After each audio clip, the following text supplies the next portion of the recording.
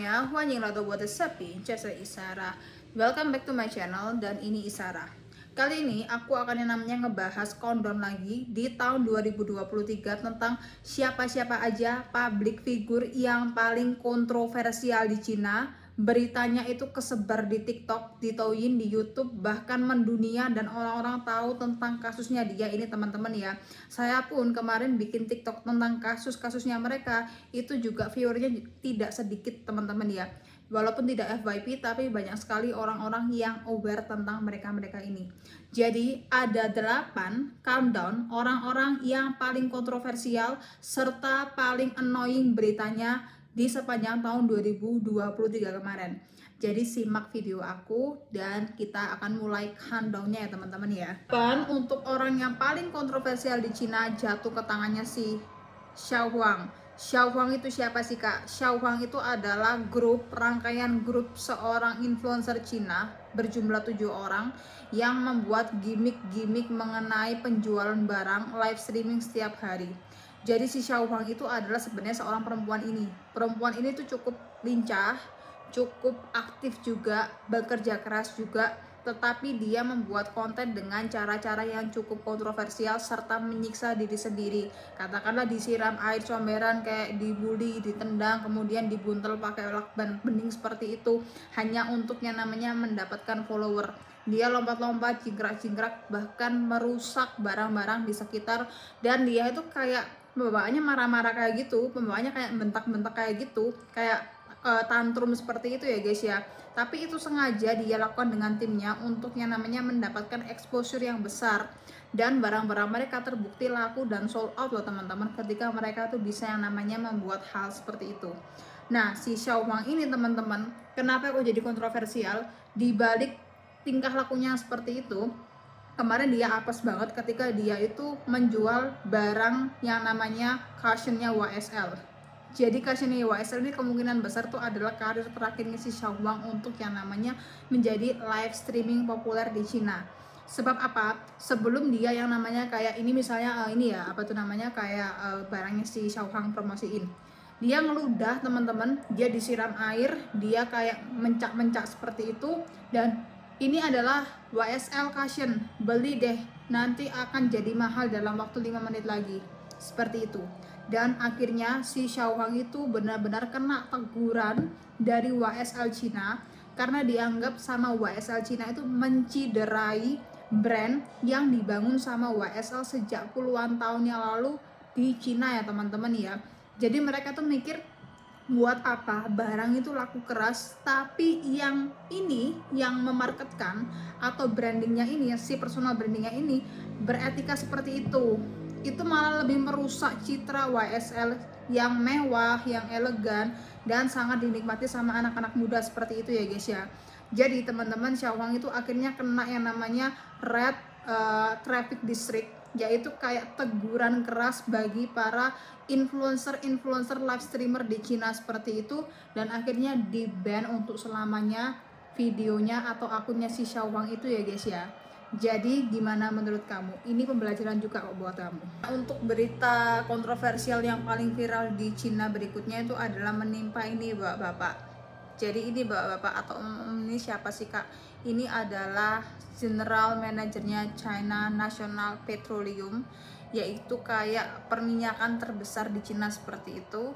Kenapa dia bisa terkenal dan viral? Ketahuan selingkuh teman-teman, dan jadi salah satu kayak pasangan sugar daddy dan sugar baby yang paling viral di Cina ya guys ya. Jadi ketahuan mereka selingkuh itu adalah ketika mereka tuh nggak sengaja masuk ke dalam kontennya seorang konten kreator street fashion show, Chinese street fashion show di Cina seperti itu, yang melihat mereka tuh menggunakan baju couple warna pink, yang terutama si yang perempuan ini ternyata bukan istrinya, yang kedua pakaiannya tuh cukup besar, cukup aneh banget, dan ini cukup viral teman-teman, diparodikan sama para konten kreator di Cina seperti itu, sampai dijuluki Xiao Sanchun atau Mistress Dress atau pakaian pelakor seperti itu ya guys ya. Dan dia juga ngebawa tas Dior yang harganya mencapai 80 jutaan seperti ini. Nah, bapak ini teman-teman, atau si Hu Jiyong ini, ternyata yang dia pacari itu adalah sekretarisnya sendiri yang namanya Tong Sechin, yang dilihat kalau di di Weibo-nya dia, itu dia pamer flexing barang-barang mewah serta jalan-jalan ke luar negeri gitu ya guys ya. Nah, sejak saat itu viral, nggak sengaja dia sampai akhirnya itu dipecat besoknya di perusahaan besar itu ya guys ya. Jadi malu minta ampun dan juga kehilangan segala-galanya guys ya. Sampai sekarang ini jujur berita perselingkuhan paling lucu tahun 2023 di Cina sih menurut aku ya. Berita lagi yang paling kontroversial yaitu, kalian masih ingat nggak sih kejatuhan sebuah Evergrande, sebuah kayak agen properti terbesar di Cina yang kayak menembak target marketnya itu adalah pemuda-pemuda Cina yang cari apartemen dan juga rumah-rumah seperti itu. Nah, ini ownernya yang namanya Hui Kayan. Hui Kayan ini adalah orang yang udah lama banget main di bidang kayak mandor, kemudian juga main ke real estate dan juga pembangunan rumah dan apartemen murah di Cina, tapi dengan gaya dia yang luxury dan juga bahan-bahan yang materialnya cukup baik ya teman-teman ya. Nah, si Hui Kayan ini itu ternyata sangat merugikan dan merusak pasar properti Cina karena hutang dia cukup banyak teman-teman ya. Selain itu, si Hui Kayan itu juga ketahuan sering banget party guys, sering banget yang namanya ke pertemuan artis-artis kayak gitu diundang, kayak seorang Jackie Chan diundang, Fan Bingbing juga diundang, dia juga pernah party sama seorang Jack Ma, artis-artis besar Hong Kong dia juga pernah yang namanya party seperti itu. Dan ada satu fakta yang menyenangkan bahwa si Hui Kayan ini juga doyan banget yang namanya party sama cewek-cewek, hostess-hostess. Dan Hui Kayan ini hobi banget yang namanya kayak karaokean. Nah, yang unik itu adalah hostess-hostessnya ini adalah hampir semuanya seorang balerina, bahkan banyak banget dari mereka jadi sugar baby-nya si Hui Kayan ini ya guys ya. Nah, kenapa sih Evergrande itu bangkrut kak? Ini lucu banget, tapi juga ini pelajaran ya guys ya.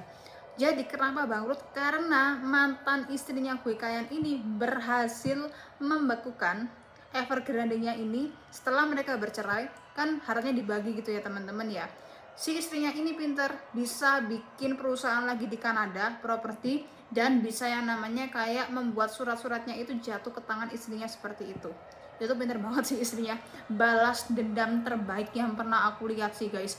Dan jadi Hui Kayan ini setahu aku sekarang di penjara dan harus yang namanya kayak membuat hal-hal yang bisa menyelamatkan dirinya dari hukuman mati atau hukuman-hukuman yang membuat dirinya tuh hancur ya guys ya.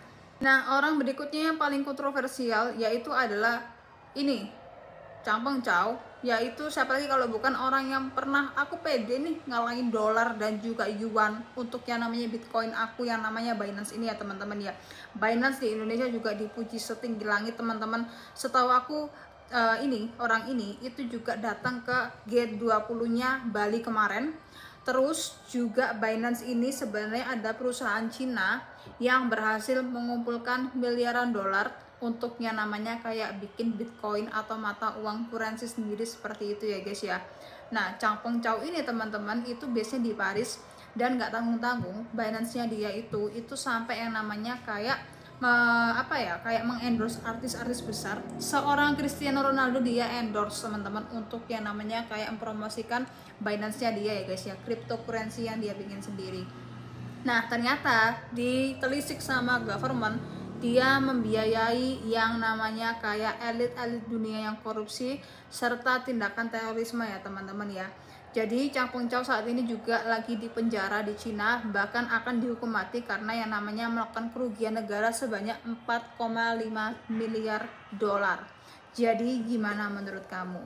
Yang paling kontroversial berikutnya yaitu ini teman-teman, ini adalah Guo Wengui. Guo Wengui itu siapa sih kak? Guo Wengui itu adalah raja besar dunia yang dia itu mantan warga negara Cina pindah ke Amerika Serikat untuk yang namanya membangun jaringan internet, YouTube, Telegram, Twitter yang sama-sama akan spill the tea mengenai Cina ya teman-teman ya.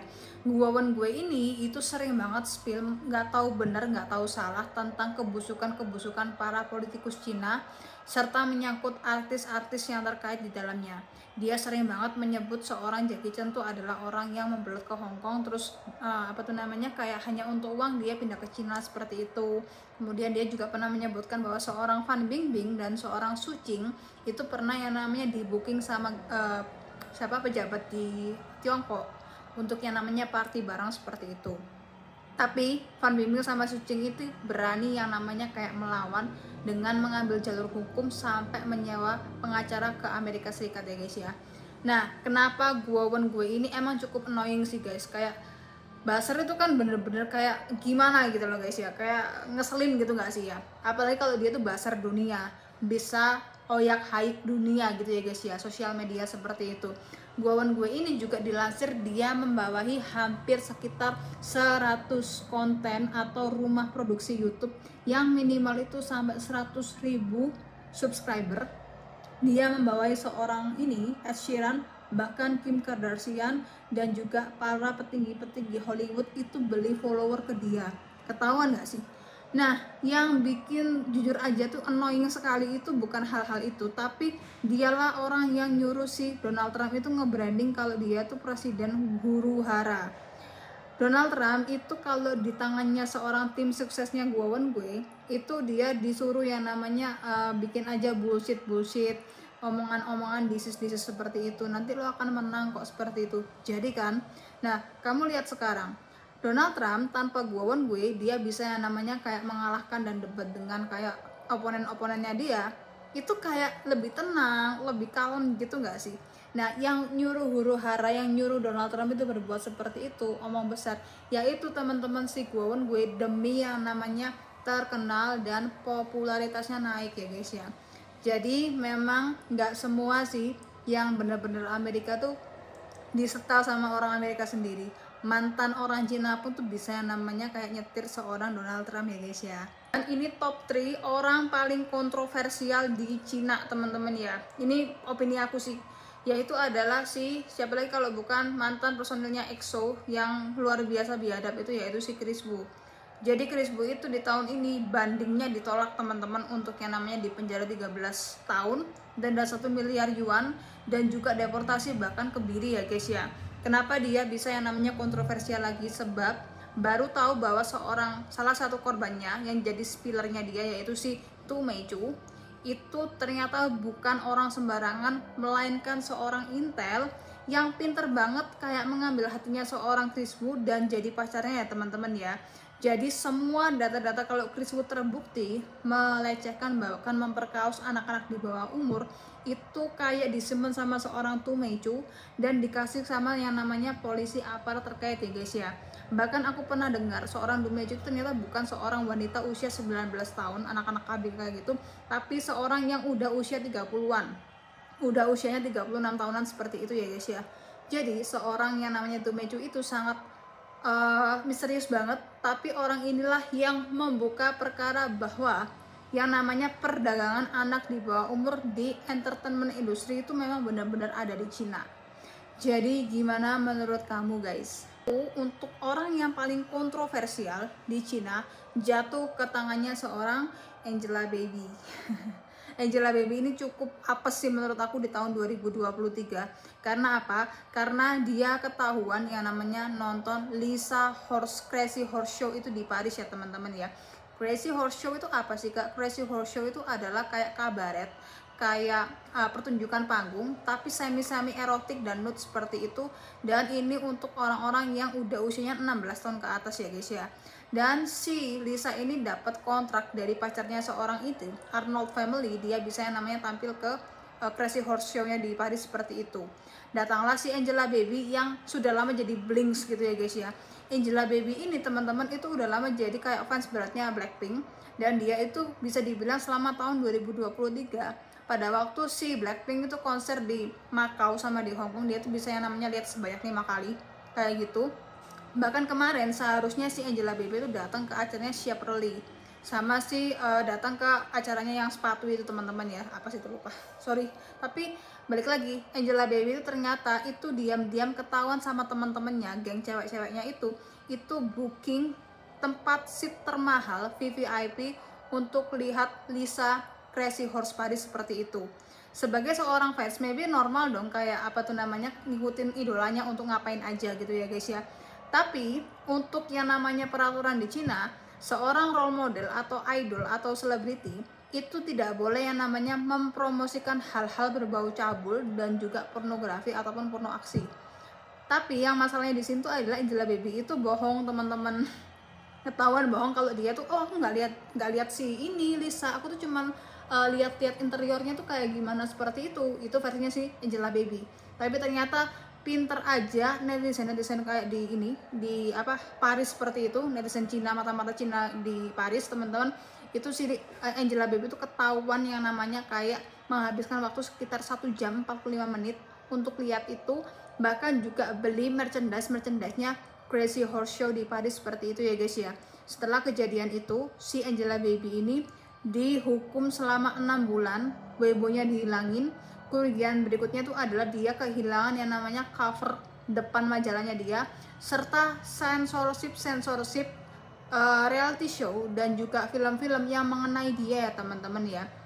Jadi menurut gue Angelababy itu cukup apes juga, meskipun dia tuh hanya seorang fans yang cukup apa ya, yang ini dia gue dukung Lisa, gue dukung dia tuh maju gitu ya guys ya. Tapi si Angelababy itu cukup ceroboh aja sih menurut aku ya, apa tuh namanya, melihat hal seperti itu. Jadi gimana menurut kamu guys? Sebagai penutup, siapa sih kak orang paling kontroversial di tahun 2023 yang layak untuk yang namanya jadi peringkat 1? Yaitu si Xiao Xiao teman-teman ya, atau Pocket Girl from Sichuan. Jadi Xiao Xiao itu kenapa kok bisa yang namanya jadi orang yang masuk dalam kategori kontroversial? Karena ketahuanlah seorang Xiao Xiao itu selama ini dieksploitasi sama desa setempat, bahkan orang tuanya sendiri ya guys ya. Sejarahnya Xiao Xiao itu lahir dalam kondisi yang namanya sindrom, yang nggak bisa tumbuh tinggi dan juga tumbuh dewasa seperti itu. Jadi kekerdilan seperti ini ya teman-teman ya, atau pocket girl, pocket boy seperti ini. Nah, si Xiao Xiao itu selama yang namanya hidup, dia hanya bisa berpikir maksimal dengan orang berusia 8 tahun seperti itu. Dan even though kayak muka dan serta bodinya akan menua dengan sendirinya ya guys ya. Si Xiao Xiao itu juga adalah orang dengan kualitas stunting yang cukup rendah teman-teman.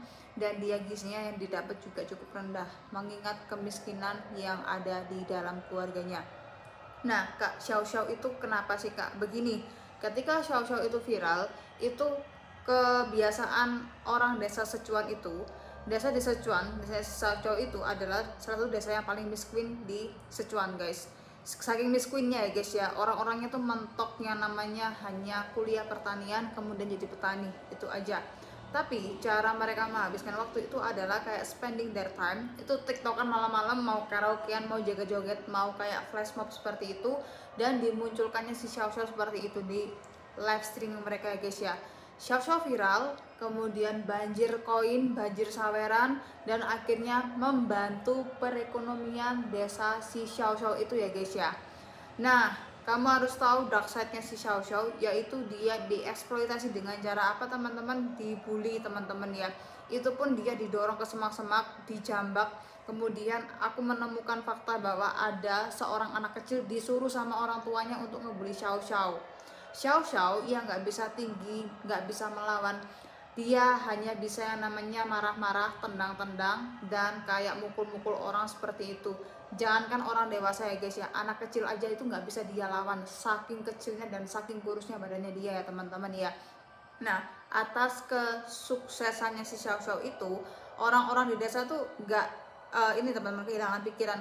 Mereka itu dilansir pernah lo bayar basar-basar dunia untuk yang namanya kayak menyemarakkan keterkenalannya si Xiao Xiao ini ya teman-teman ya. Jadi dari Brasil, dari Arab Saudi, dari mana-mana itu sering banget yang namanya memparodikan Xiao Xiao, terutama gaya kunci rambutnya seperti itu. Kemudian gaya marah-marahnya dibuat meme seperti itu ya guys ya. Marah-marahnya itu kan sampai mukul sapu, kemudian kayak nendang hewan seperti itu. Ya karena itu pelampiasan dia akibat dibully bertahun-tahun. Selama hampir 36 tahun hidupnya itu hidupnya seperti terus teman-teman ya, dibully, disiksa, dan juga kayak dibuat hal-hal yang gak senonoh hanya untuk mendapatkan FYP. Jadi Xiao Xiao itu kemarin di bulan November diintegrasi polisi dan ditemukan bahwa dia tuh di-abuse teman-teman ya, dari fisik, mental, bahkan juga di-abuse secara keuangan, serta diketahui orang tuanya saat ini lagi di penjara dan lagi diintegrasi lagi di kantor polisi.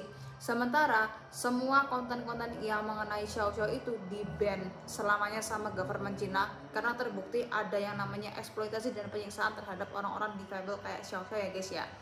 Nah, sekarang Xiao Xiao kemana sih kak? Dengar-dengar kemarin meninggal dunia, tapi Xiao Xiao sekarang berada di dalam kendali government Cina untuk orang-orang seperti itu ya guys ya. Dan untuk warga desa yang ketahuan juga menyiksa Xiao Xiao itu juga akan dikenakan penalti dan pidana karena mengeksploitasi orang-orang difabel kayak si Xiao Xiao ini ya guys ya. Jadi aku sangat sedih sih melihat Xiao Xiao, dia sangat entertain sekali, tapi ternyata di dalam itu ada suatu hal itu yang disebut-sebut sebagai kebiadaban ya teman-teman ya, terutama untuk warga desa sendiri yang nggak ada simpatinya sama si Xiao Xiao, terutama orang tuanya sendiri teman-teman. Nah itu dia top 8 orang-orang yang paling disturbing, yang paling kontroversial sepanjang 2023 di sosial media Cina dan di Cina.